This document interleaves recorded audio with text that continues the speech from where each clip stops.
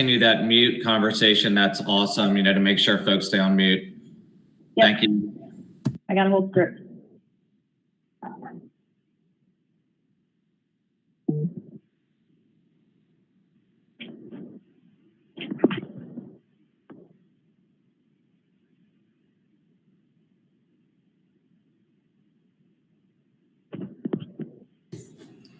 All right, team, you're now live. All right, good morning, everyone.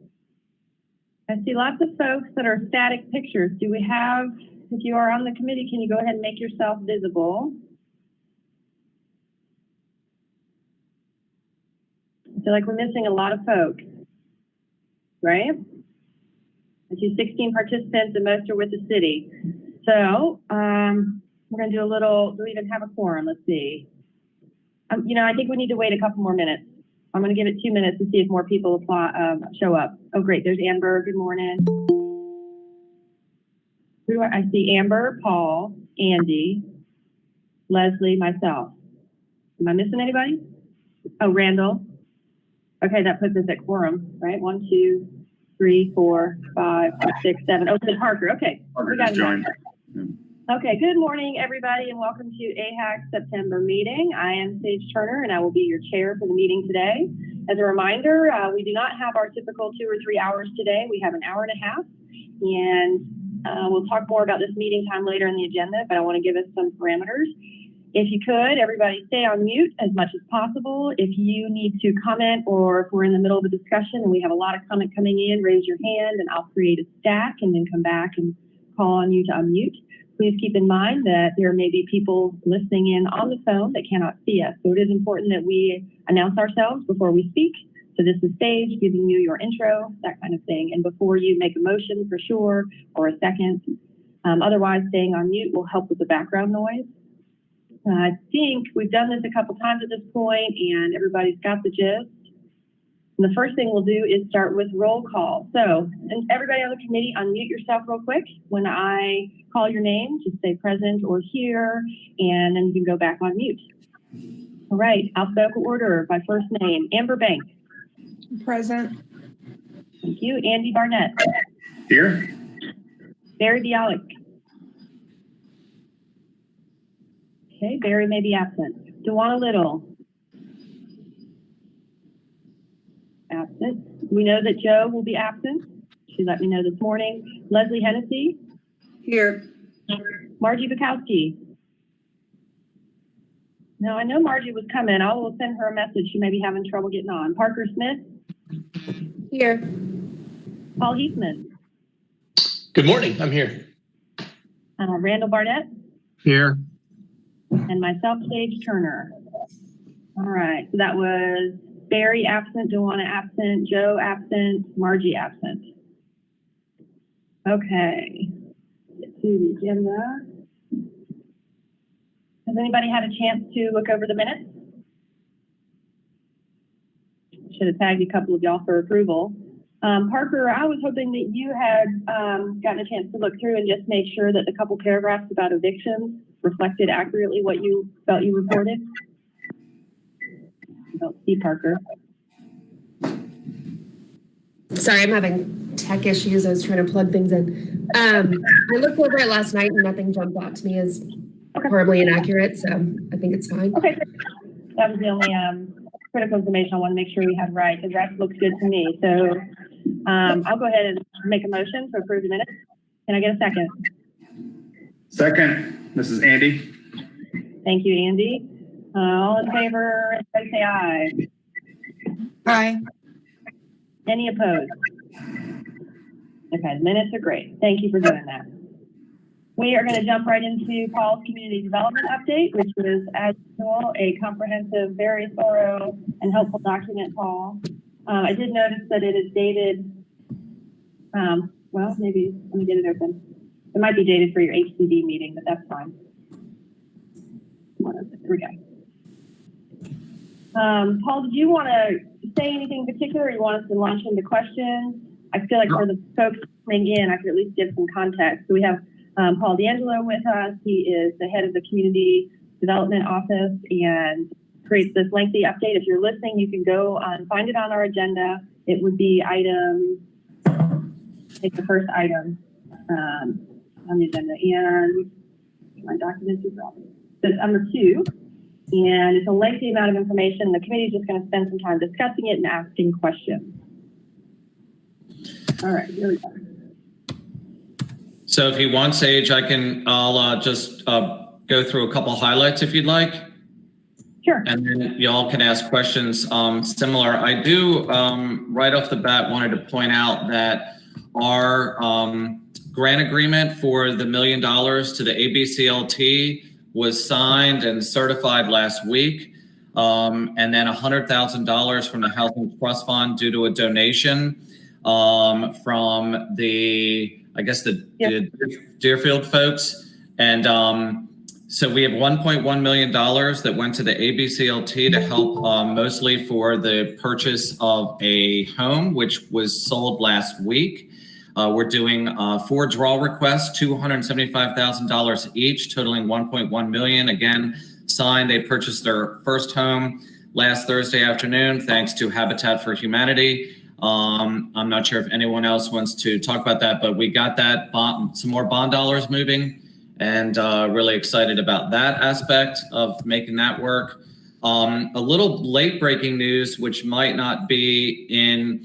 I've added it to my HCD updates or these updates, and Sage, yeah, we're going to kind of do these once a month for HCD and AHAC. And, but we did on Friday, we've talked a lot about that community development block grant funding and how there was $5 million in the CARES Act for response and preparation for the COVID virus. $5 billion in CDBG funds that was going to drop to states in 3 buckets. The first bucket was the $615,934 that we got that will be going towards rental assistance. The second bucket was $28 million that went to the state that I believe will be part of a rental assistance across the state, but mostly geared towards non-entitlement cities and counties. The third bucket just dropped, and we are receiving close to $900,000 at the city of Asheville that we'll be able to do some eligible CDBG COVID activity with. Again, this just came in Friday afternoon, so we haven't had too much of a chance to address it, but it's additional funding. And it's as if we get that money that second, by the way. There's process and procedure, hopefully within 6 weeks. But rental assistance, business assistance, we'll be going back to try to figure out the best way to use that and probably talk about that at HCD in 2 weeks on September 29th. So just a late breaking news there. And that's huge news. That's a lot. It is, yeah. The first bucket brought us $615. What did the second bucket bring? That second bucket was $28 million that went directly to the state. And that is part of the state's effort to push money out into non-entitlement communities for rental assistance. So City of Asheville is an entitlement, with our CDBG. So that money is going to go to folks that aren't entitlement cities across the state. Oh, okay. So we don't, the Buncombe County should see some of that and the surrounding counties, but nothing directly necessarily there that this community development department will receive. And then again, the last paragraph, just to let y'all know, we're working away since COVID started. We've got 161 draw requests that we've completed over the last 5-6 months, $4.2+ million back out in the community. And I think everyone knows me better than this. Like, that's not bragging rights by any means, but it's showing folks that we are working and committed to doing our best with our partners to get funding that comes to us back out into the community, and just keep our heads down and keep that going. But it is something we're proud of, and more importantly, the work of our partners. And it's a lot of work there, but that's all. That's what I got. I'm happy to answer any individual questions. That's great. Thank you. I saw that last paragraph. That's a lot of money and a lot of responses and draws. I know you guys are staying busy. So the $900,000 just dropped Friday, but could take as much as 6 weeks to get to the communities or cities. And then from there, it could take more time for us to process what we're going to do. Or we're going to have to go through another voting and choosing of how to spend that money. We will probably, again, I'm thinking we'll get some direction at HCD on September 29th and start working that avenue there, Sage, and then hopefully, involve the community on where they think, some of this funding needs to go. Right now, rental assistance still comes to the top. I'm curious when we talk about evictions and all that, I'm looking forward to hearing from Parker about any data from Pisgah. But, there's been, food assistance. The national, regional, local news about the amount of people going to get food assistance is something that's out there. Businesses that might need help. So lots that we could do, but we want to balance that with the community needs and wants, direction of council, and the capacity of our department, because this is a whole nother bucket of money, a whole nother bucket of contracts. Right. It's a lot too. And then this, a couple times throughout your update, you mentioned the 154 in CBDG money that is still kind of lingering. Is HCD also going to try and tackle that on the 29th? Yes, we will be talking about that. There's two proposals out there on two directions to go with, and we're going to look for direction from HCD per city management. Okay. So if they were to throw it at rental assistance or eviction protection, that could be $1 million for Asheville. It's a lot. Yeah. Great. And it's much needed. Okay. I was going to ask some questions before I launch into my long questions. Does anybody have anything about Paul's update they'd like to ask? Andy? Just a couple of quick things, hopefully. I'd like to hear a little bit more about the 65 Ford site that we are land banking. It doesn't have to be today. Maybe that's a topic that we would just want to hear kind of what the plan is for that or discuss at a future meeting. I noticed that the 3 properties, infill properties that were released for RFP weren't included in this update, and I wondered maybe if they should be. And then I was hoping to get an update on DPA. Sure. So I can hit all of those quickly. 65 Ford Street is about 20 acres that the city has under contract. That's next to the approximate 60 acres that we have at D-Review that y'all remember from a couple years back. And so right there puts us at about 36 acres, give or take. Next to that, of course, is D-Review Public Housing. So there are conversations that have literally just started with this possible 60-acre redevelopment opportunity. And we're seeing if there's anything possible to do there. Talking to the folks at Purpose Built Communities, very initial, and trying to figure out exactly if there's some synergy there with a potential 60-acre redevelopment. Y'all, I think we've talked about this before, so we'll see where this goes, but we should have more information soon on that. Andy, your second question about the 3 lots. So that is under real estate with Nikki's team. And Andy, I apologize that we didn't put that in here. That all just went down at the end of last week, but we have 3 city-owned lots that are up for infill development, and an RFP, request for proposal, was published on the city's website. If you Google City of Asheville bids, as of yesterday, I think it was the second proposal down, and that'll tell you about how to the proposal to access those 3 lots, those 3 infill lots. And there is a developer webinar this Thursday. And you can email me if you'd like to be a part of that. It's Thursday at 2:30. Those directions are also in the webinar.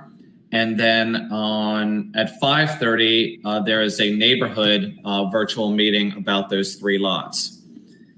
That's great. So and sorry. No, go ahead. Happy to share any additional information on that. So I'll pause there for questions. These are 3 parcels that came into our possession via urban renewal, right? That might be a better question. Nikki's leading this effort. I know that there was 1 parcel that was directly with urban renewal, and it was removed from the 3. So I don't know if these 3 have ties to urban renewal, but the one that we knew was pulled with all the conversations around Right. reparations and Black Asheville demands. Well, and so the city council voted, I believe, at the last meeting to hold and not dispose of any land that was accumulated from the urban renewal processes. So I'm not surprised. Okay, that's great. And then the last question for Andy is down payment assistance. So we did a request for proposal, and back in March, April, and in May, we chose a organization to move forward with on down payment assistance. That proposal has been with city management. We have reached out with very similar to last year with where that is at on decision making, because the organization we chose had some minor changes to the policy. I will re-engage city management again to follow up on that. That has been there since, I guess, mid to late May. But we do think we have a good proposal and partner to move forward, but we need city management who, unfortunately, with everything going on, it has been difficult to raise this on the attention. I will go back, Andy, again to try to follow up on this. This is my, epitaph, down payment assistance. That said, I would like to try to be on a positive note. We're super grateful for Habitat, MHO, and now the CLT for being, at the table as our home ownership partners, because outside of those partners right now, we are a little lost for how in the world to work on home ownership. I will be pulling a meeting together soon, I hope, with those three partners. And on another positive note, but not to shy away from the work that we have to do with down payment assistance on our own end. But we do have a developer going to council next week that's agreed to do, with a housing trust fund loan, 11 homes for a 100% AMI. And then in October, we'll have somebody doing 12 homes for 80% AMI home ownership for both of them. So two for-profit infill developers tackling 100% AMI, 80% AMI. It's only 23 homes, but 23 more than we got right now. Yeah. Are those local developers? They are. That's One's great. on council September 22nd. The other one will be probably council the first meeting in November, if it all works out. Okay. Andy, did that address your question? Okay. Thanks, Andy. 319 Biltmore, where are we at? Did we select someone? So yes, well, 319 Biltmore, we had our final interviews, I believe, a week and a half ago. On Friday, I believe it was September 4th, if that is correct. Yes. So we had our finalist interviews on September 4th with our two finalists. A leader has been identified. We met with city management, who has asked for some additional due diligence that's probably going to take about 2 weeks. And so we are meeting with city management again today with the proposal we have on that 2 weeks of due diligence. And then we'll immediately move forward with that. I'm hoping that we can make a preliminary announcement on that, because everyone has been asking, and on a Friday, October 2nd. And then, of course, as a reminder, that's kind of when the negotiations begin on exactly, the agreement of the partnership. And then if those discussions work out, great. If not, we can go back to the second place finalist. Okay. So we're getting there. Close. It's the second on my epitaph. We're getting there. And so we are getting there. Almost. And we have, how many applicants were there for that? Or how many proposals? We got 9 originally. I thought so. And then we took it down to 4, then to 2. And I have to say, it hasn't been an easy decision at all. Like those 4 finalists and just getting to 2 was tough. And these last 2, the positive is we could, either one we go with, I think we're going to be winners, I hope. And I hope the community really engages, especially around Lee Walker Heights.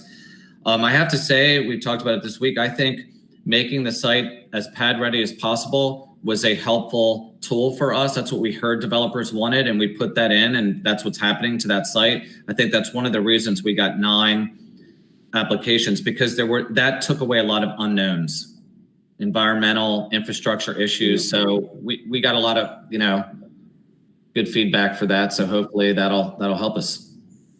Well, that's great. Between the 2 single-family home ownership people you just mentioned and 9 applicants there, what I sense is that we're attracting more developers that are capable of building affordable housing in our communities, and that's been one of our goals. So that's awesome.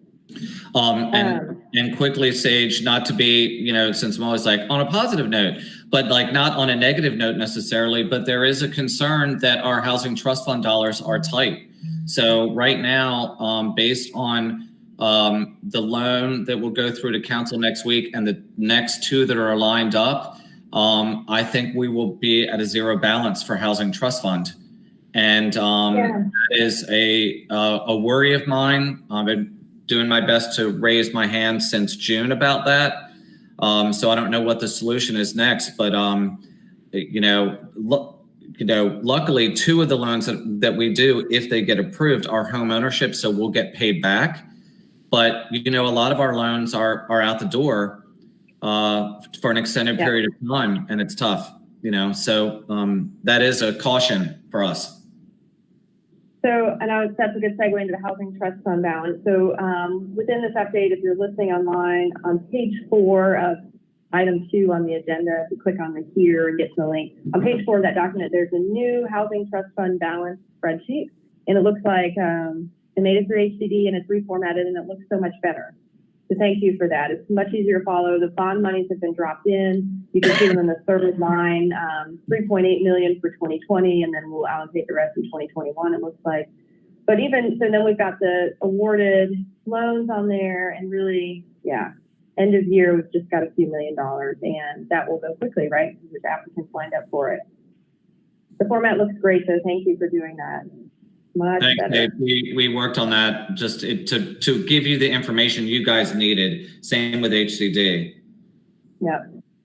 It's so much easier to follow, and not seeing, we've mentioned in the past, if you were a developer looking at Asheville and you Googled for that document and saw -2 million, you'd probably just not even bother to try and build anything. So other updates look good. Anybody have any other questions? It's a little challenging with everyone on the phone, so I hope folks are able to get on the website and Google affordable housing city of Asheville and find these documents. Looks like the Red Roof Inn, the Congregate Motel Shelter, is doing really great. You had some great stats on there. As of September 10th, 66 people were being served at Red Roof. A total of 98 have been served since the shelter opened, and the average length of stay is 95 days. It's great. There's no expiration on that, right? Is it going to go until we think COVID is done, or don't ever die? I mean, how will the Red Roof Inn know when it's complete? Like, when will we? Brian or Emily, do you want to grab onto that? Yeah, so this is Brian Husky. I think our plan is to continue operating that shelter for as long as there's FEMA funding available to support it. Okay. So that's the plan for the moment. That's what I was wondering. Okay, great. Thank you. And I did notice that we had 2 folks. I'm not sure who's taking minutes, possibly Christina, I'm not sure, but I noticed that both Barry and Dewana have been able to join us. So please mark them as present. Will do. Okay, who's got questions for Paul about any of these? Okay.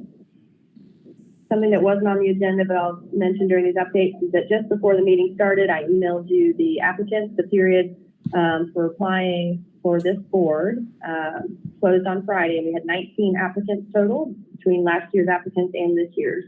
I sent them, all of them, to you with their actual applications. And if you have feedback or want to talk about it or recommend someone, you can do that to council directly. You can do that through me, whatever is easiest.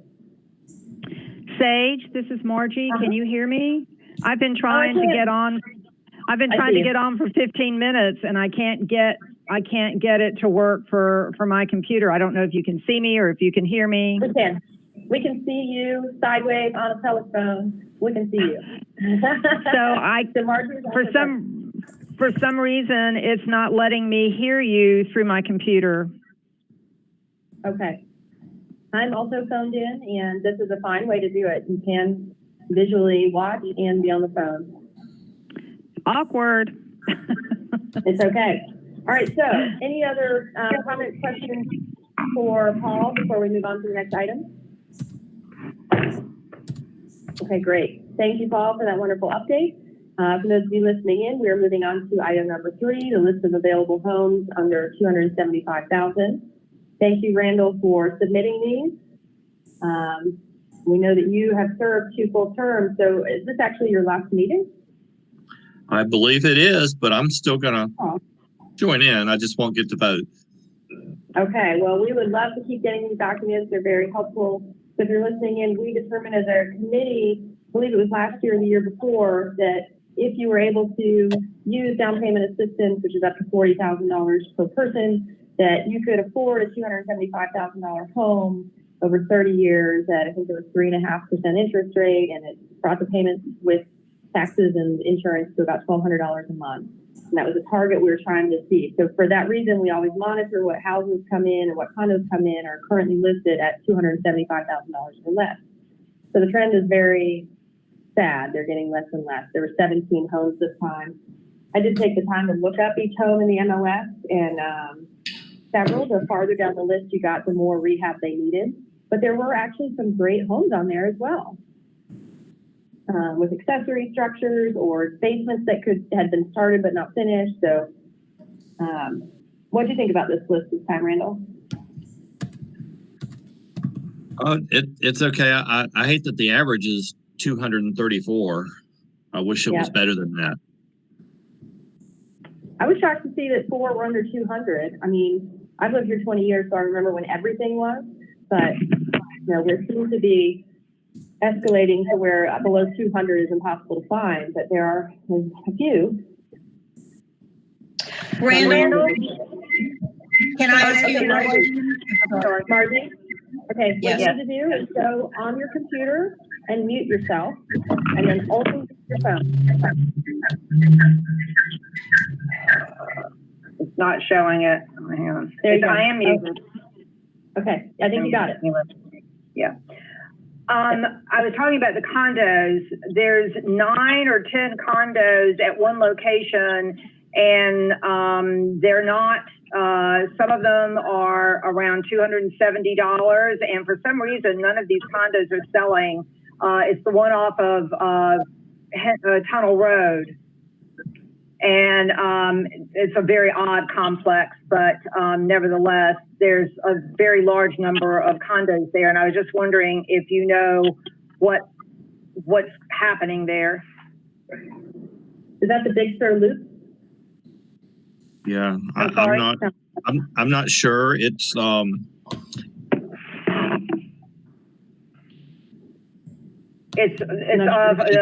no, it's what do they call it? It's a big round thing. It was built by Bowcatcher House is what it's Bowcatcher, called. yes, Bowcatcher House, yes. Yeah, it's mostly older, empty nester people that live there, not families. Okay. Hey, Barry. Hey, I think sometimes, and Paul may be able to answer to this. Sometimes the condo financing is always harder to get than single family. I will say also the list doesn't. I think the list just is missing like the Arden City of Asheville properties. So I still have a few on there, and we actually. I'm going to just pat my own back for a minute. I moved in last month. Three homeowners, 2 closed about at $200,000. 1 closed about $215,000 for new construction, and we still have, I think, 2 units listed for, I think, $210,000. So yeah, it's hard to do, but there really is affordable homeownership. Yeah, that's incredible, Barry. Barry, are yours an Arden address? It's an Arden address, but it's in the city of Asheville. Yeah. All right, that's where my problem is. So do they have to have $20,000 to get into your houses? No, I've seen some of the closings where we actually contributed for seller stuff and some, but I saw some that I think I saw someone's cash in was like less than $3,000. What?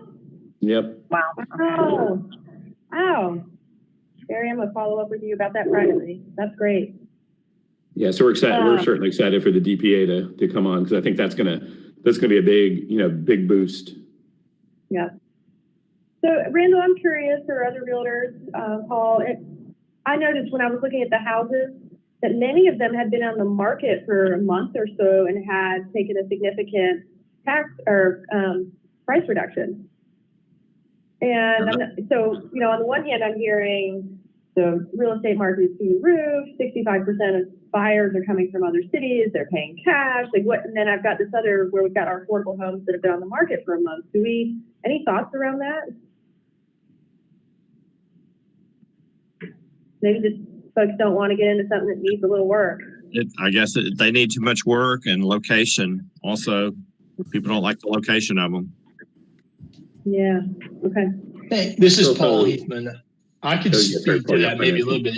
It is difficult to borrow money, especially like 100% of funds on a home that's not in pretty good condition. The collateral has got to be pretty decent, especially if we're talking about a high loan to value situation. So also the condos you mentioned, are not in bad shape. I don't see that as being an issue with those, but what we do find is that number we're hitting with condos, a lot of times we need to add an extra like $200 or $300 a month because there's a condo fee, and that'll knock us out of affordable sometimes. Interesting. Yeah, that's a great point. And something we're not I think considering. that one has a condo fee of like $350. It's expensive. Yeah. So that's a factor that we should be isolating. Okay.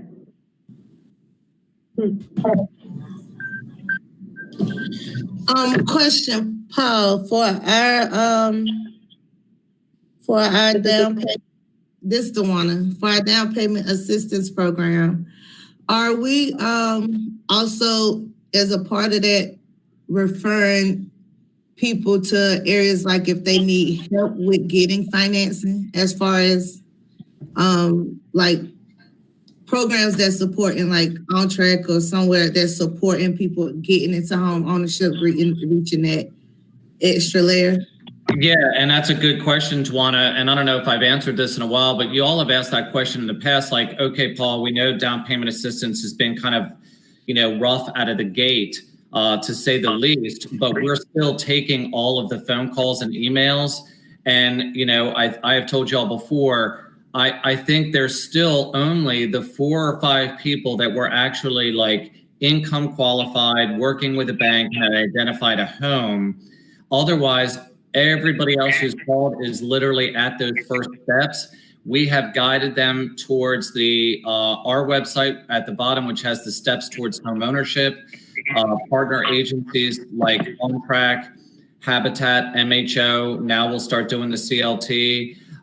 We're starting those conversations with their bankers, checking their credit score. So we're trying to give them those like out of the gate first step tools for sure. And we've been doing that consistently over the last 15 months.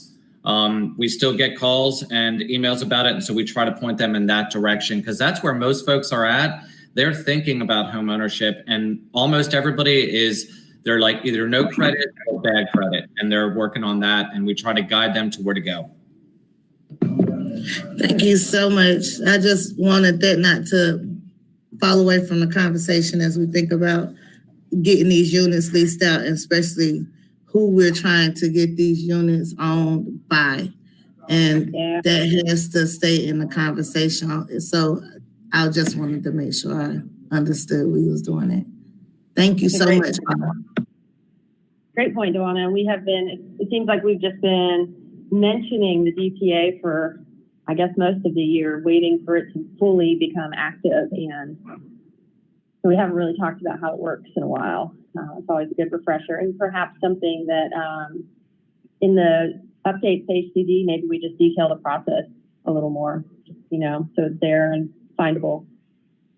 Okay, Any other questions or comments around the house and condo list? Okay, that will move us right along to, if you're following the agenda, item number 4, unfinished business. So this is a big one. I asked you to think about this last month. This is a potential new meeting time for us. What the benefits are that I see and is that it comes right before HCD. So it is streamlining the city's way that they are able to tackle housing with the community partners and volunteers in one day. And part of that is good. And the other part is that that means if we make any recommendations that day or have minutes, they don't get it for their meeting right away because they're always a month behind. So a couple questions. Do we feel that this time, date and time works for everyone? And do we feel it's a good fit for, this idea we'd be restricting ourselves into a shorter period of time? This board has oscillated between being 1 hour, 2 hours, and 3 hours pretty often. So let's have a little discussion and see if we can't decide if we want to stick with this day and time or if we need to talk about what others. And if you have something to say, raise your hand. I'll just call you out. Leave a stack. Do you need any contact from me, Sage? Sure, go ahead, Paul. I know it because it impacts your work too. And then I'll have Margie. Go ahead. Great. So just briefly there, for the community development team, and we've had a lot of discussions about this internally. What it does for us is it helps create kind of like a half housing day, starting in the morning through noon, to where anybody and everybody can be a part of this housing conversation, whether it's the advisory committee with AHAC or, a little bit more formal with HCD. We have done a much better job of not only of sharing the updates out, as well as working with our CAPE team to get the updates out about what this community is doing, what's upcoming, et cetera. And on those updates and on the website and with CAPE, we talk about the meetings and the meeting times. But for us as a staff, it consolidates us and really helps us to have this half housing day instead of what was every 2 weeks preparing for meetings, to where with our workload at the moment, our capacity, it would be, we would greatly appreciate it. If it works for you all, it would be helpful to our team. And I appreciate the consideration. Okay. This is how I feel about it. I certainly understand that it's more convenient for city staff. And can you hear me? We can hear you. Okay. All right. So I understand that it's more convenient for city staff, but I personally feel like it because whatever recommendations we might be able to get through, whatever discussion we might have, and remember, when we do come back to being in person, whenever that is, we have a public audience that has suggestions and things of that nature. And so we really don't have any effect. So if we don't have, it'll be another month before anything that comes up, any communication we have or any recommendations that we might have will not be able to get to the committee that day, and it will be another month. And I think that if we are really about helping the community, it doesn't give us that opportunity for another month. It pushes us back. I mean, I know it's more convenient, but it also, I think, lessens our effectiveness. I don't know. I don't know. How do we get to HCD in a timely manner with our recommendations? I mean, we are supposed to be doing that. I mean, I hear you, and I think it could be that the committee restructures some things. So if maybe it's community development office. So if they're asking us to weigh in on an issue that HCD is going to vote on an hour later, then it might be that we need to have those recommendations ready to leave on the table in the room, like just be ready and it not be something in minutes to be approved the next time. It might mean that Paul and his staff need to organize how they present things so that that doesn't happen too often. I'm not sure. I mean, Paul, this is one of my concerns as well, because we're supposed to be advising HCD And some of us are able to attend HCD meetings, others are not. And I think it's probably too much to ask a volunteer to stay on from 8 until noon or whenever they're done. So how do you have any thoughts on how we can? Go ahead.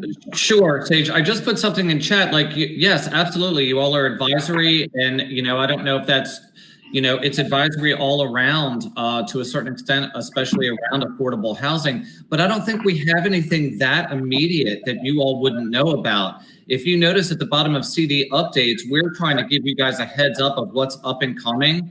So at any point, we can talk to you all about that so that you all know. We pretty much start aligning this. I mean, the HCD updates pretty much remain on my desktop computer all the time, so I don't forget adding something. So we do try to point out what's up and coming. I could even do a better job of making sure that you all know what's up and coming for October's HCD, because we're drafting those out pretty much 6 weeks in advance to try to be ahead of the game.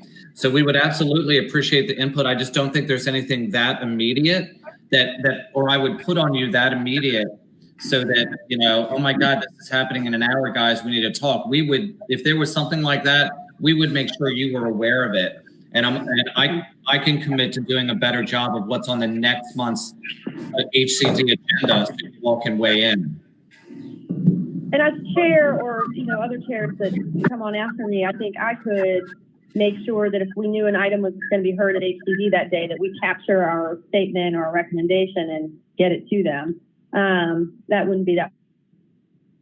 Well, I don't have, oh, sorry. Oh, I could.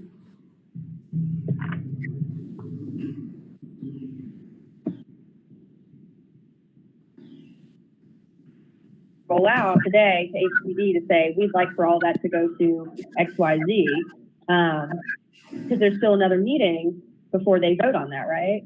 Or make a recommendation. They're not doing it today, right? And you dropped off for a minute, but there's no meeting today with HCD. They're not meeting until September 29th this month because Julie had a conflict. So right now, this month is kind of a different example because HCD isn't for 2 weeks. But I'm happy to discuss any items that are on HCD for September, which I believe are at the bottom of your updates.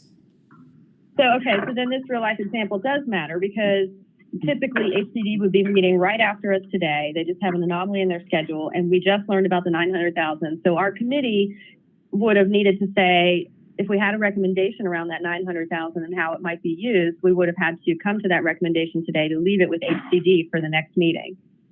So that's what we're getting at here. Would there be timing for that kind of thing? And I think there is. I just think we have to update our process a little.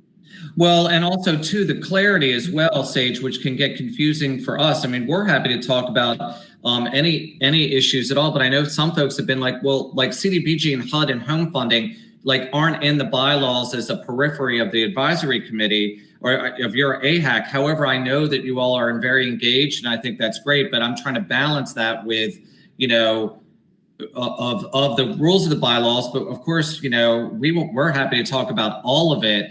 And you all making a recommendation on that funding, I just don't know if it falls within, me of all people pulling out bylaws and policy is shocking. But I'm just like, it's not within that purview per se. So I don't know how that works. And I may need Sarah Turling or somebody from the city to discuss that. But we're always happy to bring any recommendations you all have. But we wouldn't normally present anything about these updates about that funding. But again, happy to do it. But I wouldn't want to use that as a reason to separate the meetings, in my opinion. Right.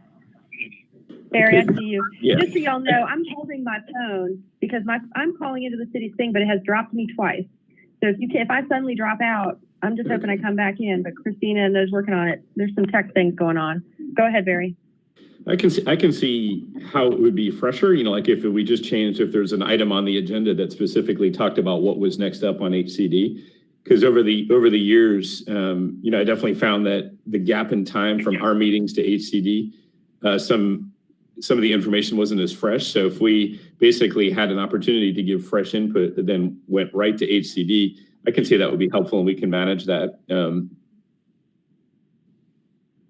I And agree. I think it appreciate that, could Barry. be more efficient. I don't know if you all have the time to stay on, or everybody does, but we would love, we kind of look at it as like a once a month half day housing discussion. Yeah. And I think it does help. So right now our council liaison is Shanika, and if she were hearing this this morning, and then going into HCD next, that she would have our fresh input on her mind. So there is some efficiencies, and then if there's going to be a gap, or we need to, work our processes a little differently, I think we'll be able to respond. Does anyone, a show of hands, is anybody really concerned about this, and so much that we shouldn't do this on the same day as HCD? Margie, you're unsure. Andy, you're unsure. I have a concern, not so much about the, sequencing it right before HCD, but I'm a little bit worried that we can really perform our advisory function and dig into some of the meatier topics that we have on our work plan that take discussion, that take community input in an hour and a half. It's going to just take a really tight focus on the agenda, getting through the reports, getting us in conversation so that we can get community input. We can have the discussion around these things and come out with a good recommendation or, advice. I agree. That's the role of an advisory committee. I mean, we could at most tackle one significant topic a week or a meeting. And I don't know that gets us sequenced up with when the votes are taking place. It's true. I had a similar concern, and I think the only opportunity we'd have is to go earlier, to start at 8 and have an 8 to 10 meeting. I agree. Was that you, Amber? Yeah. Just with the time I've been on this committee or commission, I've noticed that we barely squeeze things in 2 hours. So I don't see any service shortening that. I agree. And, it might mean that, again, our processes. So we've got one of the things we added in 2019 was how Paul did his updates and those lengthy HCD updates that we just went through. It might mean that committee members have to do more homework and we discuss those things less and we just tackle issues. I feel like I'm willing to give it a try. And if we find that it's inadequate time or that we keep pushing up against the end, then we may need to change it. I'm trying to gather whether or not y'all support that, because I think at the last meeting we talked about whether or not we could, and most everyone could. I think, Paul, you had a standing Tuesday meeting that you thought you might be able to move. Joe had a temporary situation, and she's not here today to speak to this, but she had a temporary situation where she wouldn't be able to do Tuesdays for a while, but then would be able to in the future. Did anybody else have a scheduling conflict? As long as we're doing rental assistance, I'm going to have a standing Tuesday morning meeting. So I actually have to leave this meeting today at 9:30. I'm trying to reschedule that, but I can't confirm that at this point. It's not a conflict that I had last month when you asked. But with us doing rental assistance, we've started a Tuesday morning application review meeting that I'll need to be at. Okay. Margie and then Barry. Could we start at 8? Is anybody, I know that's early, but I mean, most of us are up and about anyway. Is there a possibility we may not have public input? They may not be able to come in at 8, but when we come back in person, but I'm just throwing that out there to be able to keep that 2-hour window. I know it's awkward sometimes. Many of us were on at 8 for sound check this morning, so it seems possible. The staff are going to have to be on at 7:30 to get the sound and tech. And is that too early for them with, childcare commitments and that sort of thing? Speaking for me, and what I would request is that you would get me from at 8 o'clock and even before that. I can work with, I've got to check with the Cape team to make sure they're okay with that early meeting. So I don't want to speak for them, but I'd be willing to be on early, and then the staff would just join it at 8:30 if that's okay with everybody. And I can get us through the updates and anything. We can wait till 8:30. I don't want to ask that of the staff, but I'd be happy to do it if it works to keep on the state and give you all the 2 hours that you might be requesting. Okay. So I don't want to spend too much. Oh, Barry, go ahead. Yeah, well, I think I think anything we can do to get our council, to have council more involved. So if that means, I think that what Sage said was very valid, that if we can kind of tie this in before HCD and that can get our council representative more participating in our committee, I think that would be really helpful. Sage, go ahead, Donna. I have no conflicts with the time or the rescheduling of this meeting. One question is, so we would come on at 7:30.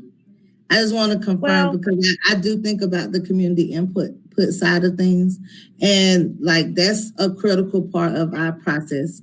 And I want us to be real intentional about not scheduling in a way that we exclude community input because of the earliness of the meeting. I know we have a lot to get done, but that community input part is crucial to what we're doing, because we're doing it for a community.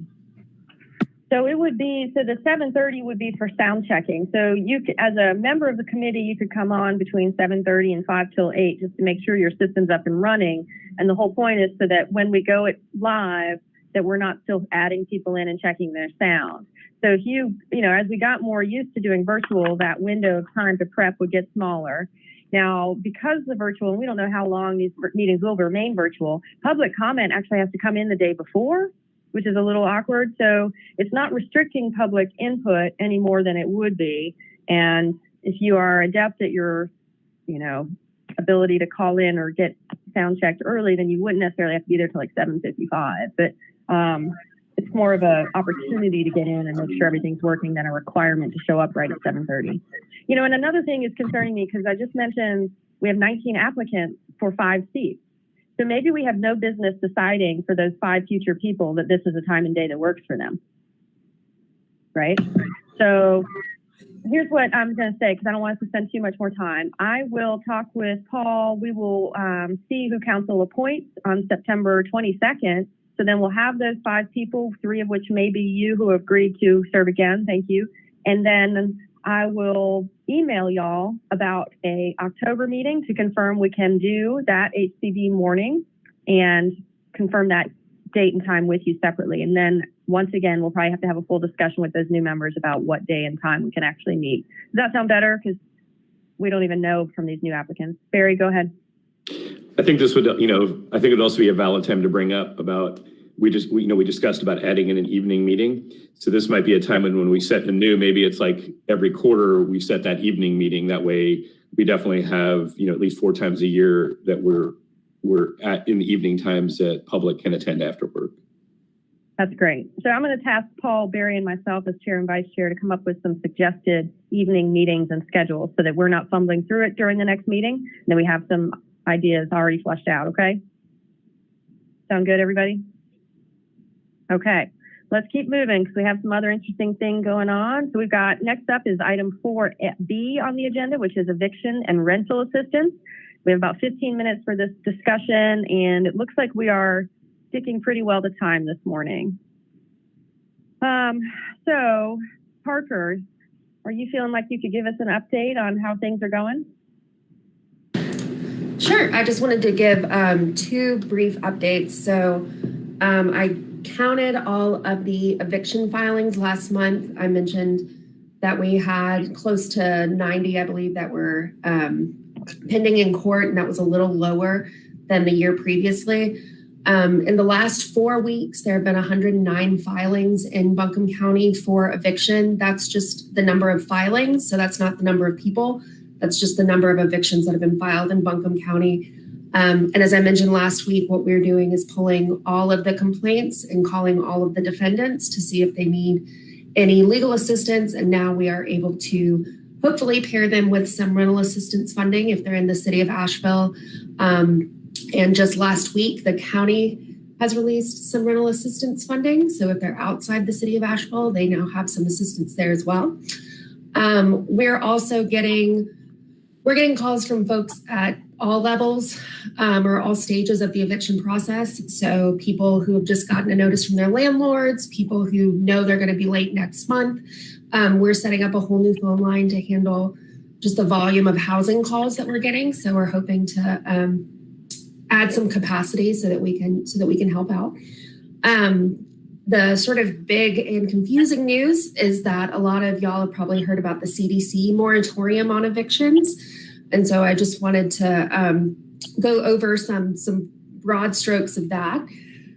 It was issued by the CDC, became effective on Friday the 4th, and it's going to be in effect through December 31st. That prohibits some evictions based on non-payment of rent. It does not prohibit all evictions, which is the way a lot of people are talking about it. And it really only prohibits evictions for tenants who can certify under penalty of perjury that they cannot pay their rent because of some sort of income loss. It does not require that income loss be due to COVID, but you do have to certify that you can't pay because of an income loss, that you've sought out all federal and state rental assistance, that you are making partial payments if you can, that if you are not able, or that if you are evicted, you are going to be homeless or have to move in with other people. The tenant has to swear all of that on an affidavit and provide that to their landlord in order for the moratorium to apply to them. So it's not something that happens automatically. It's something that a tenant has to provide their landlord with this sworn declaration before it would apply to them. Everybody is trying to make sense of this. There's already a challenge pending in federal court. So all of this, may go away. We really have no idea how this is going to operate because it's unprecedented. There's some folks who don't know that the CDC has authority over district courts here. So there's a lot of questions about how this is going to play out. But I wanted to give folks just that update and overview. And I do want to make sure that people understand that this is not just a blanket eviction moratorium. Folks can still be evicted for reasons other than non-payment of rent. And people can still be evicted if they're not able to certify on a declaration that they provide to their landlord that they've met all of those criteria that I went over before. Thank you. Yeah, I've been watching that one. It's interesting. I didn't realize that there had been a challenge in federal court already. I'll do a little research. Hey, so did I hear this right? So last month we heard there have been 90 evictions filed, and then you're saying another 109. So we're really, since COVID, we're talking about 200 potential evictions. Since I think last month I did the July data, yeah. Okay. And there were already some pending, but those are just the new filings in those time periods. And you all at Pisco were able to get in touch with many of them. I remember you said you had active cases on the majority of them. Mm-hmm. Yeah, so I think right now there's some complaints that don't have phone numbers, and then some people don't call us back. But we're able to at least leave voicemails for probably over 90% of those folks, it seems like. Wow. And there was, we were contacted by a district court judge about some pending evictions at the appeal stage, which means that somebody was already evicted in small claims, and then they filed an appeal, and now they're at a second stage of eviction. And there were 7 pending. We were already working with 5, and we got in contact with the others. So we're trying to get in touch with people and provide any assistance that we can for folks who are really on the verge of eviction. And now that we have some rental assistance available, that's a lot easier than it was maybe last month. So is the 200,000 active? You're able to use it now? Yes. Great. Yeah. That's incredible. And so we've already helped some families. We've got other folks who have applications pending that are likely to be approved. And we're trying to pair that, with legal help to try to provide, so some support long term. So we're trying to negotiate with landlords to extend a lease to make sure that tenant, once that rental assistance is is provided, that tenant has some long-term housing stability where we can. That's great. Parker, thank you so much. I know you guys are working double time. Yeah, but we're bringing on Well, some new staff. So we're trying to increase our capacity. And like I mentioned, we've set up the new phone line. We're trying to, especially with the CDC moratorium, we're trying to get, excuse me, some declarations typed up in English and in Spanish to get to folks and try to get information out. But obviously, things change very quickly in eviction world lately. So, we are trying to keep up, and we will get the information out as we get it. Does Pisgah need additional assistance to be able to perform all this? I mean, what can we do to support y'all? I mean, we can, we can use whatever help we can get, really, especially with, now that we've got the rental assistance, that's great, but the administration of that and just the volume of housing work has gone up. So we're certainly trying to add staff capacity to, administer all of those programs, attorney capacity to handle all of the calls that we're getting. We are training, or we already have, we've connected with a lot of volunteer attorneys as well as retired attorneys who want to help out. And so we've trained a lot of folks on housing law, and we're able to send a lot of callers who have housing questions to volunteer attorneys. So we're trying to increase our capacity that way. And then we had 2 new attorneys start, I believe yesterday. So we're catching up. But certainly we'll take all the help we can get, because we do still get the calls about, unsafe housing conditions, and the work that we were doing before hasn't gone away. This has all just kind of been added on top, which is, I'm sure, the case for all of y'all. So, any questions for Parker, y'all?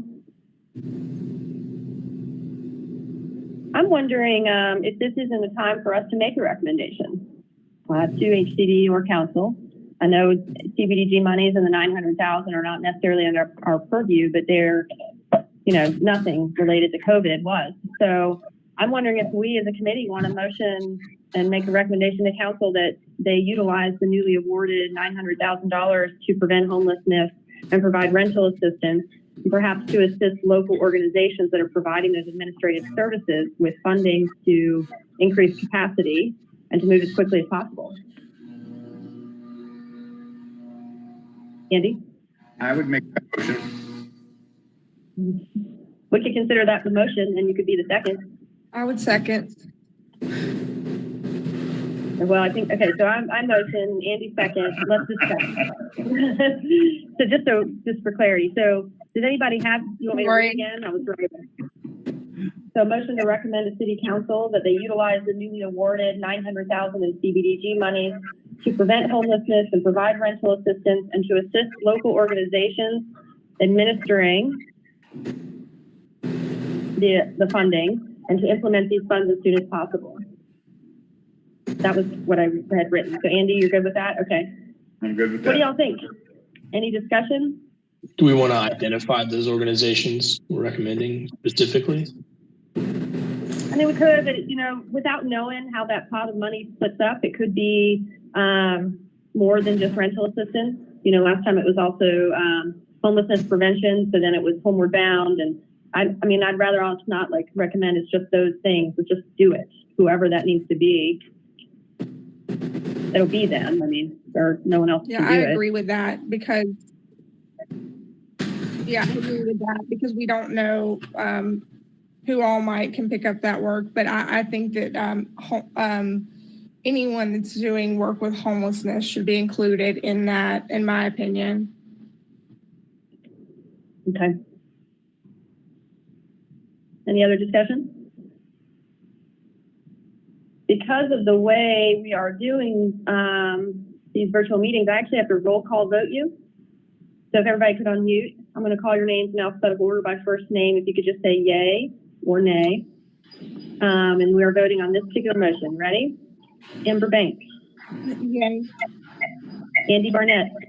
Yay. Barry Bialik. Yay.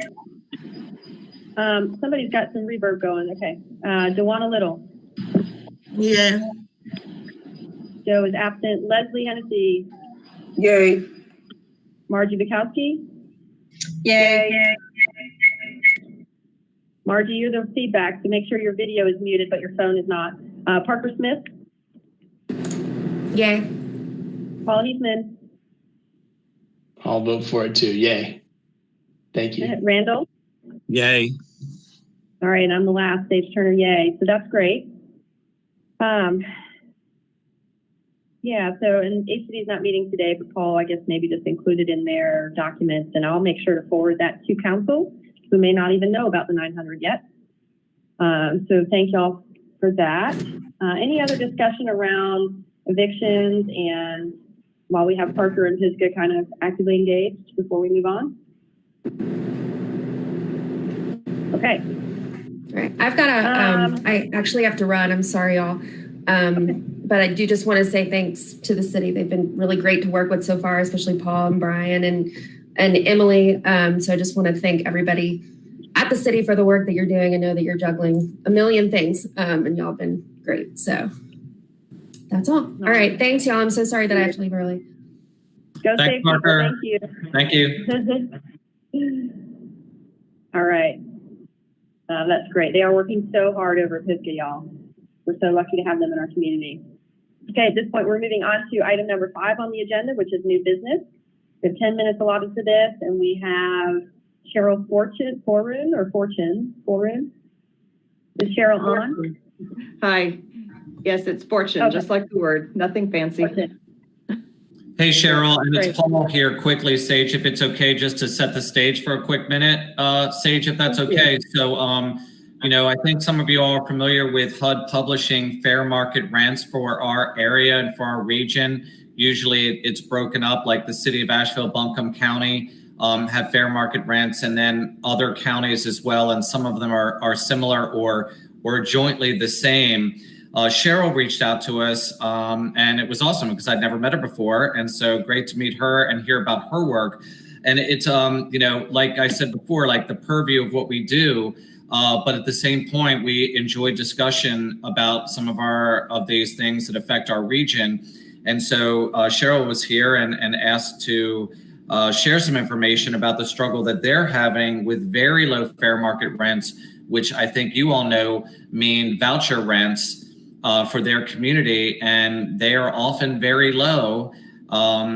Asheville is lucky in the fact that our rates this year are very good, close to market. But Cheryl is struggling in her area, so we invited her to come talk about it to possibly get some assistance in emailing HUD. So Cheryl, thanks for that, just to give you a little introduction. Right. And Paul, thank you. And first of all, I want to commend your committee. I've been around this business in this area for a long time, longer than I want to admit to. And I've seen committees in Hendersonville and Transylvania counties come and go over the years, and you've got a really dynamic, strong committee. And the city is fortunate to have you guys with your interest and your efforts. And yes, I reached out to Paul with the Asheville Consortium to maybe submit comments to HUD because the fair market rents affect the home program funds as well that they administer. And so here's the crux of the problem. The Asheville Regional Housing Consortium includes Henderson County. So last year, the Asheville Housing Authority commissioned a study and was able to raise those fair market rents up into a pretty reasonable level for people to be able to go out into the community and rent modestly priced market rate units. And that has helped Henderson County. What has happened is Transylvania County is bordered by Henderson County and Haywood County on the west side. The difference is if I have the same 2-bedroom house at the county line where Penrose and Etowah come together, that same house in Transylvania County the fair market rent is $573 less than the same house across the street in Henderson County. That's showing the disparity between the numbers. And HUD has a very complex system that they use to come up with these fair market rents. so without getting into the weeds of all that statistical data and information, HUD has put out published fair market rents for comment. The comments are due September 30th, and what we need to do is just say to HUD, hey, they're wrong. Transylvania County is, not at all in the $573 less on the same 2-bedroom house than its neighbor in Henderson County. So I have actually, if Paul would let me, I drafted a general comment letter that I could send to you guys and you could share it. And the link that was embedded in your agenda, what you have to do is put in the docket number, and I've put that on the letter as well to get it to the right place. That's what that was just the simple link where you open it up and can insert electronic comments to HUD. That's how they want them. They don't want paper mail or anything like that. But just again, and let me just go back over the history, because we administer the voucher program as well, which is really where the big problem lies for our voucher holders. In Transylvania County over the years, our vouchers are not dedicated to either of our counties. They can float between the two. So over the years, we've seen an attrition where maybe a few years ago, I had 220 vouchers leased in Transylvania County. Those people haven't been able to find a place to use it on, so they come over to Henderson County. They attrit over here, and they are able to be more successful in locating a place. The other anecdotal data is that with our low numbers, when we receive, it's called a request for tenancy approval. That is the paperwork that begins consideration of a unit for the program. We keep track of how many of those come in and how many we reject immediately because the price is too high and the owner will not negotiate down to where we need to be. And that rate is about 25%. So out of every request we get in, out of 4, we're throwing back 1 just because it doesn't meet our criteria as low as it is already. So I'm trying to keep this concise. I know you all have a time constraint, and this could get very complex, this conversation, but I would love to try to answer questions. And again, my request is that if I send just some general foundation for some comments to Paul, that it could be circulated. And if you have an interest in sending in comments, that you would, I would greatly appreciate that. So we can draw HUD's attention and shine a light on our problem with Transylvania County. So does anyone have questions that I could answer at this point? I see one hand. I do not hear. Margie, go ahead. Thanks. I'm sorry, I'm still not hearing. Margie, we can't hear you.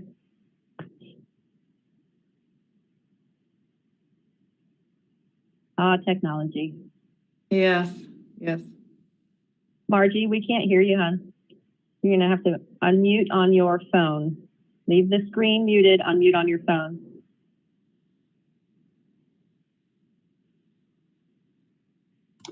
Okay. Can you hear me now? Yes. Hang on.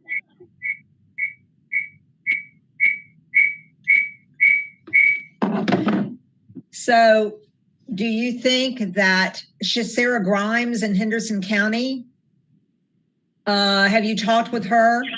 Oh, I'm on her board. She's the one. Yeah, she's helping me too.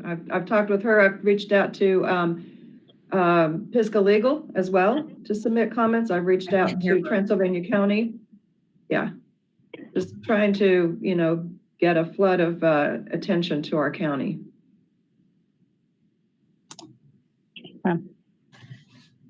Cheryl, I can't hear you. Oh, I'm sorry. I am not muted.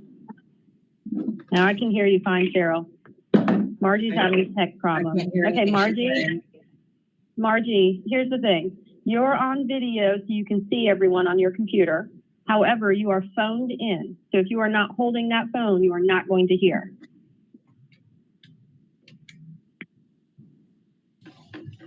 Okay, and try and put it on speaker, maybe. Margie, can you hear us now? She can't hear us. Okay. And Stacey, I'm not sure what. If I can make Go a ahead. suggestion, I guess if Margie can't hear us, she could always put her question or comment in the chat section while we see if anyone else has any questions. Yeah, and it's a great idea, but she can't hear that either. Sheila dropped out. She'll come back in, I think. All right.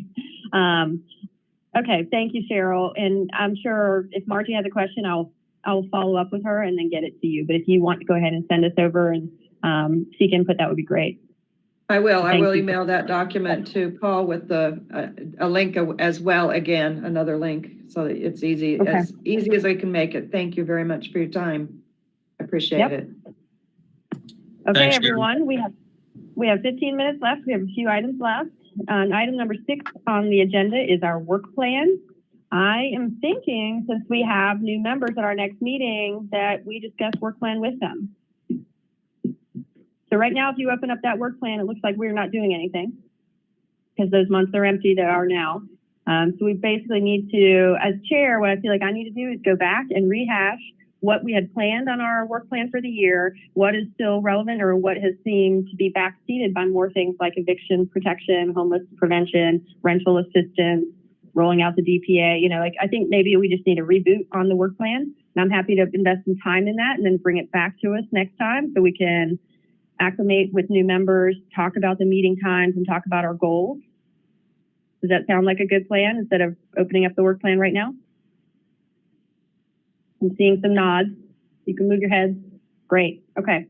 Then let's move on to number 7, informal discussion and future agenda items. So we just talked about the board members. We do have 19 applicants. I will reach out to the ones from 2019 to see if they're still interested. Oh, no. I heard a no. I'm not sure what that was. Okay. And we will follow up with Can we work with you, Sage, on that? On which part? I think Margie froze. On I'm the not work sure. plan? Oh, yes. Okay, so I'm not sure what you heard because you dropped out for a minute. So the work plan, I think we're going to not deal with it today. We're going to deal with it at the next meeting because we're going to be onboarding new members as well. So yes, the work plan for sure. And I'll just try and what I'll do is pretty limited in scope. I'll take last year's and this year's pre-COVID and just kind of create a list of things that we have on our target. And then we'll try and put them into months or see if there's new items to add. That makes sense? Because we've had some new things layered in now since COVID. Seems like the work plan has changed. But yes, we'll absolutely work on it as a committee. Andy? Sage, just on the work plan, could we, I've been unclear in the past looking at this, what the output from those work tasks might be from this committee. And maybe it would help if we, as we're looking at those topics that we, it said, our goal is to make a review and, or, so that we know what we're moving toward when we put those topics on the agenda, we know that we're moving toward any kind of decision. Is it a commitment of funding? Is it a recommendation of policy change? Is it direction for staff? Is it, That's a great idea. I love that. So a new column for like expected output, whether it's a deliverable, a recommendation, who it needs to go to, and when in their schedule it might tie in. I think that's great. Great idea. Yeah. And then we'll feel like we've accomplished some things when we get to check that little box. Okay. So we're moving on to item number 7, informal discussion, future agenda items. And we've got a farewell to Randall because this sounds like from here, this is your last AHAC meeting. Randall has been with us for 6 years, volunteering his time to work on affordable housing for the city of Asheville. Thank you, Randall. Any comments on where we were when you started 6 years ago and where we are now? And wow, seems so long ago. It's been a long time. One of the main goals we had was the bond referendum, and we got that through. Yes, I'm in about year 5, so yeah, that's been a huge thing. So, but I've we enjoyed were advocating for it back then. Yeah, I've enjoyed being on this and helping our citizens out.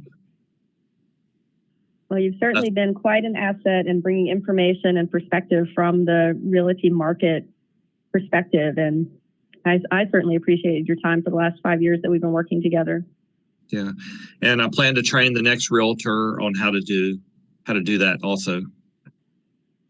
Including Arden, Asheville Arden. Yeah, I have to put Arden in. Sorry. Arden's in the city limits. Yeah. And maybe we want to look at condo fees if we can somehow know what those are. Barry, go ahead. And just to, are you still, Randall, are you still part of the Realtors Affordable Housing Committee? Yes. Do they still have that subcommittee going? Yes, we still have that committee going. Yeah, because it would be good to get kind of how to have, like, whether it's liaison or updates from that committee. That way we can know how we can work together. Okay. Yeah, we'll stay working Thank you. together. You know, the connection to the realtors is so important because, you know, especially for the sale portion, you're on the front line, and it's really important for that feedback both ways. But thank you. Okay. Very true. Thank you for all of your time and volunteering, Randall. I really appreciate it. I hope that you'll join another board or stay involved in some way, or you could just keep attending these just for fun. I could stay attending. That's great. Thank you for your service. Any other words for Randall? Okay. Future agenda item. I wanted to suggest something. I'm not sure when or how the best time is or where in the work plan. So maybe I'll put it on the list to discuss in the work plan. But if y'all are aware or not, there is going to be a reparations committee formed at some point. And seeing as such the goal behind reparations is restoring wealth and generational wealth and ownership in general that was taken by urban renewal and past things. I'm thinking this committee has a role to help them get started. So we don't want to usurp their process, but this committee knows more about housing and the programs and policies around it than other committees. So I wonder if we in some capacity can help them hit the ground running, whether it might be identifying which policies could be updated or just kind of giving them some direction. Because, they're going to have a lot on their plate and housing is going to play a big role. So maybe we do a joint meeting with them at some point. Maybe we just say, we're identifying, here's an outline for you. These are the policies we think could be touched and where and how. What do you guys think about that? I'd love to see what their plan is. They've made a statement for the purpose of their committee, and maybe we can read that and it'll help us kind of help guide us a little bit. But yeah, I think that's a great idea. You're right. We have pretty deep knowledge when it comes to housing. So yeah, let's do it. Yeah, great. I'll add it to the list of work plan things. Go ahead, Duana. So are we looking at this as in an advisory type of format versus somebody from AHEC being on their committee or their committee? Is the committee formed? I didn't think it was formed yet. Yeah, so I mean, it's a great idea really to have someone on AHEC represent on that committee if that can happen. I don't know the size of that committee or, as it comes together, maybe we just need to stay on top of it and see if we want to recommend an AHEC seat on there or put forth someone. I think it's a great idea for, same reason that we have Homeward Bound here and Randall is a realtor and folks from HIAC, just kind of bringing together different bodies that are working on things. I don't think we want to be, right. Well, vice versa, because that's one thing I want us to tread lightly on is given what the reparations is around and what that looks like.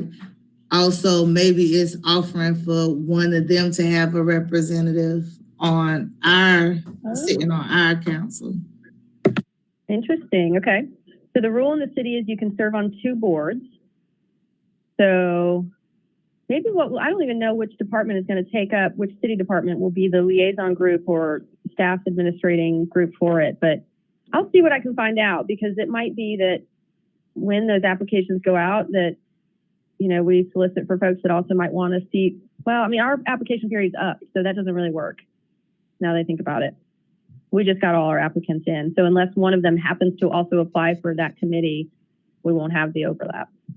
I'll see what I can find out as it comes together. The point of bringing it up was just to say, let's support them however we can and recognize that we're the housing group and we can offer some suggestions and be a supportive arm for them as they move through their process. That was it. Any other new business items that anybody wanted to bring up? Sage, can I bring up something, or if Barry wants to go first?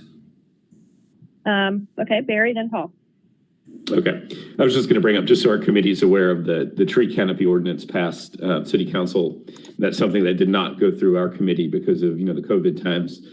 And I'm going to ask some builders and Habitat and see how it affects affordable housing or workforce housing builders, just so we can kind of keep some data so we can track what our extra expenses are from that ordinance passing. So we can maybe be part of making some language tweak suggestions.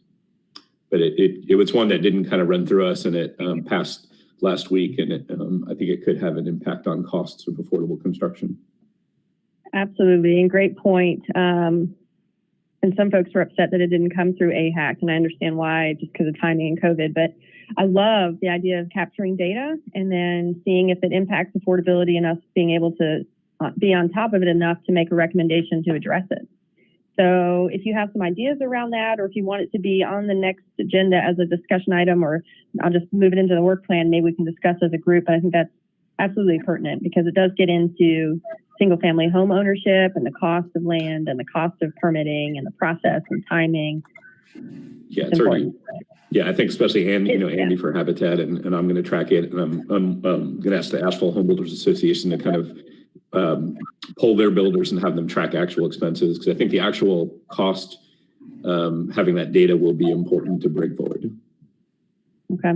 And I did reach out to a lot of folks and heard back. The city Development Services staff did some analysis on the last 3 large affordable housing projects that came through and what the impact would have been to them. So I'll rally that as well. Okay, I'm trying to be conscious of our time. Paul, what were you going to say? I just wanted to quickly let everybody know that we have a new team member who joined us, which we're super excited about. I don't know if there's time for her to say hi, but I was checking to make sure she was on the call. But Mary Brooke Cox comes from us via San Diego, I think is where she last was, and is currently in the process of trying to get to Asheville. So started with us remotely. We're really excited to have her on board with the team. Hopefully more coming our way, and she will be focused on a big shocker here, down payment assistance, to help me in powers of number to get that through.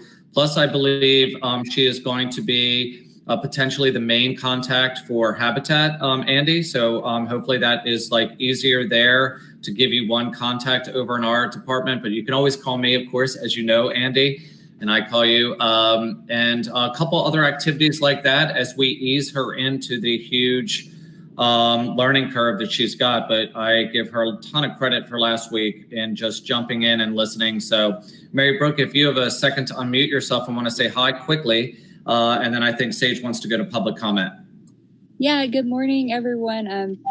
Sorry, you probably saw my head there at the very beginning, but I did just want to say good morning, and I'm so happy to be part of the city of Asheville. Everyone has been so warm and welcoming. And I, as someone coming from the West Coast, I'm very happy to be back on the East Coast, a little bit more normal to me. And I'm so excited to join the community. If you have any questions, please reach out. Thanks, Mary Brooke. And welcome to Asheville team. I hope that you can find somewhere affordable to live here. It's really funny to hear this conversation because I am in the process of looking for a house, and I'm like, where's that list of 17 houses? That's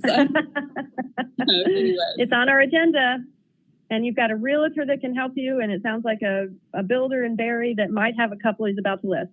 So. Well, welcome to the team, and let us know how we can support you. Thank you. Okay, moving on to public comment. We did have one public comment come in, and because it's only one, I'm going to read it to us, if that's okay, because we have just a couple minutes left. So this is coming from Greg Borum, who we all know is he's probably watching right now and listening, and he is the Director of Advocacy for Children's First Community and Schools of Buncombe County, and this is his comment. Dear AHAC, thank you for continuing a discussion on evictions and rental assistance on your September 15th agenda. This was a high priority issue before COVID-19 and now represents an issue of survival, sustainability, and character of our city for years to come. Children's First in Community and Schools is especially focused on promoting safe, stable housing on parents with children, as research shows the positive developmental, health, and education benefits this provides. I would recommend that this committee review the McKinney-Vento homeless data and stories from our 2 school systems and any housing needs information from new or expecting mothers served by Mothering Asheville Partners. This information, alongside the Bowen Report and the American Community Survey on Households, can help this community and our community think about rental assistance and eviction policies in ways that promote child health, education access, educational success, and racial equity. It may also lead to ideas for partnerships with the school and Mothering Asheville to use some CDBG contingency funding in the short term. Sorry for the interruption. My phone rang in the middle of that. So thank you, Greg, for your comment. And I reached out to Greg to ask him if he could send us some Mothering Asheville or any of that data. And he said he will when it's available. It's still being compiled. So he'll probably, knowing him, get it to us pretty quickly and we can have it for our next meeting as well. That was the only public comment that came in. So here we are. It is 10 a.m. sharp. What do you know? We're getting pretty good at this. We did it. Any other thoughts or closing thoughts before we go? Okay. Thank you, everyone. Oh, go ahead, Just Paul. a quick reminder that HCD is on September 29th at 10:30.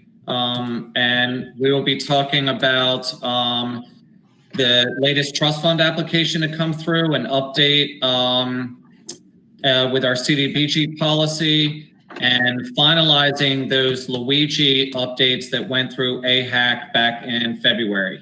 So we're finally got to move that forward. And I think that is all that we've got on that draft agenda right now for September 29th, just FYI. That is great. Thank you, everyone, for your time and volunteering today. And we are adjourned. Enjoy the rest of your Tuesday.